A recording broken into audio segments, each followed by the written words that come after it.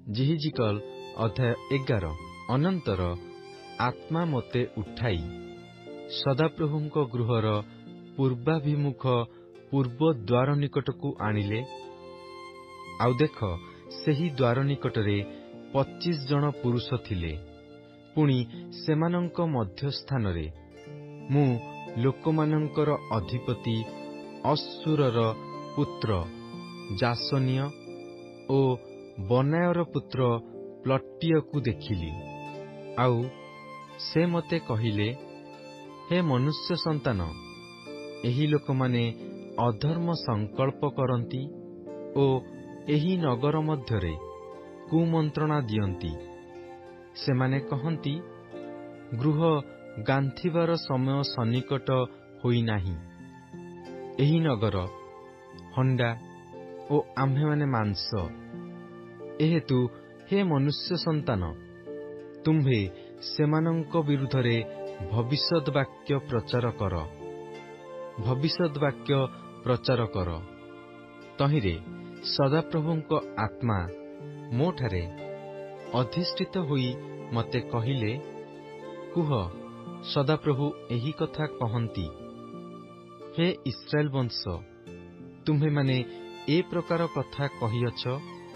तुम्भमानंक मनरे जे विषय उठुअछि ताहा आम्भे जाणु। तुम्भे माने एही नगररे आपणा मानंकर हत लोकंक संख्या वृद्धि करिअछ ओ तहिर पथ सबु हत लोकरे पूर्ण करिअछ। एहेतु प्रभु सदाप्रभु एही कथा कहंती, तुम्भमानंकर जेउ हत लोकंकु तुम्भे माने नगर मध्यरे रखिअछ, सेमाने मांस, पुणी एही नगर हंडा अटे।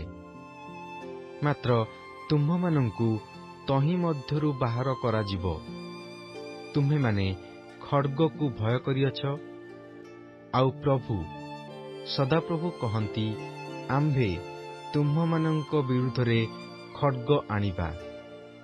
पुणी आम्भे तुम्भमानंकु तही मध्यरु बाहर करी आनी विदेशी मानंक हस्तरे समर्पण करिबा ओ तुम्भमानंक मध्यरे विचार साधन करिबा। तुम्भे माने खड्गरे पतित हेबो। आम्भे इस्राएल रो सीमा मध्यरे तुम्भमानंकर विचार करिबा। तहिरे आम्भे जे सदाप्रभु अटु, एहा तुम्भे माने जानिबो। एही नगर तुम्भमानंक पाई हंडा हेबो नाही, कियबा तुम्भे माने तही मध्यरे मांस हेबो नाही। आम्भे इस्राएल रो सीमा मध्यरे तुम्भमानंकर विचार करिबा। पुणी आम्भे जे सदाप्रभु अटु, एहा तुम्भे माने जानिबो, कारण तुम्भे माने आम्भर विधि मते आचरण करिनाह, कियबा आम्भर दंडाज्ञा सफल करिनाह। मात्र तुम्भमानंकर चतुर्दिग स्थित गोष्ठीगणर विधानानुसारे कर्म करिअछ। पुणी मु एही भविष्यत वाक्य प्रचार कला बेले बनायर पुत्र प्लटिय मला। तहिरे मु उबुड़ होई पड़ी उच्चई स्वरे क्रंदन करी कहिली, आहा प्रभु सदाप्रभु, तुम्भे कि इस्राएल रो अवशिष्टांशकू संपूर्ण रूपे शेष करिबो। अनंतर सदाप्रभुंकर वाक्य मो निकटरे उपस्थित हेला, जथा, हे मनुष्य संतान, जेरुसालेम निवासी माने तुम्भर भ्रातृगणकू, हाँ तुम्भर भ्रातृगणकू, तुम्भर कुटुंब वर्गीय लोकमानंकू ओ समुदाय इस्राएल वंशीय समस्तंकू कही अछंती, तुम्भे माने सदाप्रभुंक ठारू दूरकू जाओ। एही देश अधिकारार्थे आम्भमानंकु दत्त होइअछि।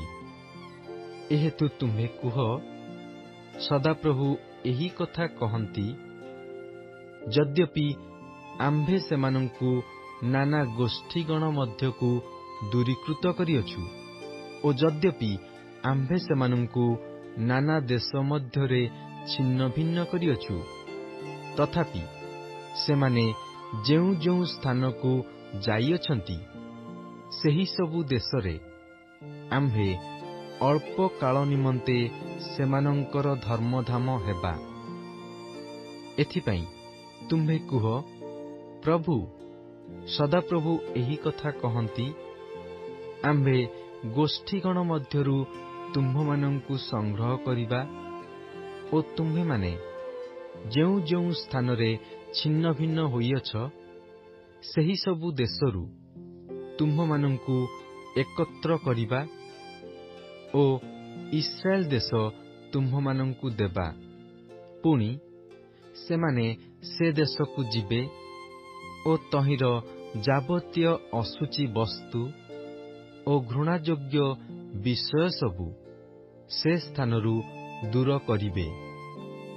ଆଉ ଆମ୍ଭେ ସେମାନଙ୍କୁ ଏକ ଚିତ୍ତ ଦେବା ଓ ଆମ୍ଭେ ତୁମ୍ଭମାନଙ୍କ ଅନ୍ତରରେ ଏକ ନୂତନ ଆତ୍ମା ସ୍ଥାପନ କରିବା ଓ ଆମ୍ଭେ ସେମାନଙ୍କ ମାଂସରୁ ପ୍ରସ୍ତରମୟ ହୃଦୟ ଦୂର କରିବା ଓ ସେମାନଙ୍କୁ ମାଂସମୟ ହୃଦୟ ଦେବା। ତହିଁରେ ସେମାନେ ଆମ୍ଭର ବିଧି ମତେ ଆଚରଣ କରିବେ ଓ ଆମ୍ଭର ନିୟମ ସବୁ ମାନ୍ୟ କରି ପାଳନ କରିବେ। ପୁଣି ସେମାନେ ଆମ୍ଭର ଲୋକ ହେବେ ଓ ଆମ୍ଭେ ସେମାନଙ୍କର ପରମେଶ୍ୱର ହେବା। ମାତ୍ର ଯେଉଁମାନଙ୍କ ହୃଦୟ ଆପଣାମାନଙ୍କର ଅଶୁଚି ଓ ଘୃଣାଯୋଗ୍ୟ ବସ୍ତୁ ସକଳର ହୃଦୟ ଅନୁସାରେ ଆଚରଣ କରେ, ଆମ୍ଭେ ସେମାନଙ୍କର ଆଚରଣର ପ୍ରତିଫଳ ସେମାନଙ୍କ ମସ୍ତକରେ ବର୍ତ୍ତାଇବା। ଏହା ପ୍ରଭୁ ସଦାପ୍ରଭୁ କହନ୍ତି। ଅନନ୍ତର କିରୁବଗଣ ଆପଣା ଆପଣା ପକ୍ଷ ଉଠାଇଲେ, ଆଉ ଚକ୍ର ସବୁ ସେମାନଙ୍କ ପାର୍ଶ୍ୱରେ ଥିଲା, ଆଉ ଇସ୍ରାଏଲର ପରମେଶ୍ୱରଙ୍କ ପ୍ରତାପ ସେମାନଙ୍କ ଊର୍ଦ୍ଧ୍ୱରେ ବିଦ୍ୟମାନ ଥିଲା। ଏଉତାରେ ସଦାପ୍ରଭୁଙ୍କର ପ୍ରତାପ ନଗର ମଧ୍ୟରୁ ଊର୍ଦ୍ଧ୍ୱଗମନ କରି ନଗରର ପୂର୍ବ ଦିଗ ସ୍ଥିତ ପର୍ବତ ଉପରେ ସ୍ଥଗିତ ହେଲା। ତହିଁରେ ଆତ୍ମା ମତେ ଉଠାଇ ଦର୍ଶନ କ୍ରମେ ପରମେଶ୍ୱରଙ୍କ ଆତ୍ମା ଦ୍ୱାରା କଲ୍ଦୀୟ ଦେଶକୁ ନିର୍ବାସିତ ଲୋକମାନଙ୍କ ନିକଟକୁ ଆଣିଲେ। ତହୁଁ ମୁଁ ଯେଉଁ ଦର୍ଶନ ପାଇଥିଲି, ତାହା ମୋ ନିକଟରୁ ଊର୍ଦ୍ଧ୍ୱଗମନ କଲା। ଏଥିରେ ସଦାପ୍ରଭୁ ମତେ ଯେଉଁ ଯେଉଁ ବିଷୟ ଦେଖାଇଥିଲେ, ସେହି ସକଳ ବିଷୟ ମୁଁ ନିର୍ବାସିତ ଲୋକମାନଙ୍କୁ ଜଣାଇଲି।